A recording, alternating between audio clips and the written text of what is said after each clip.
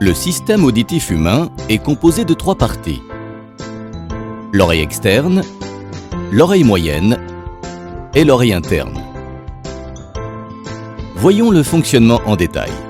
Les ondes sonores sont captées par le pavillon de l'oreille externe. Elles sont ensuite amplifiées et transmises à l'oreille moyenne par le conduit auditif externe.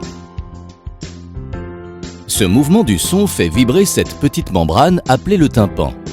Ces vibrations sont transmises aux osselets situés dans l'oreille moyenne. Les osselets sont les plus petits os du corps humain. Ils sont composés du marteau qui transmet ces vibrations à l'enclume, puis à l'étrier qui joue le rôle d'un piston qui vient comprimer le liquide de l'oreille interne. La cochlée est l'organe principal de la perception auditive. Elle renferme entre 15 et 20 000 cellules ciliées qui détectent les vibrations du liquide et génèrent l'influx nerveux qui est acheminé vers le cerveau par le nerf auditif.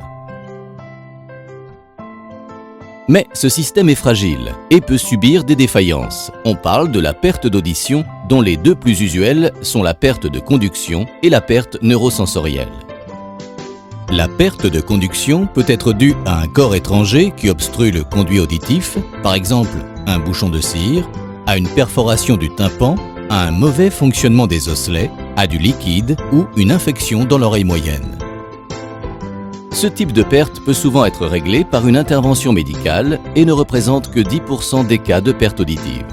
Le deuxième type de perte, la perte neurosensorielle, qui représente 90% des cas, est le résultat de la destruction de cellules ciliées de la cochlée.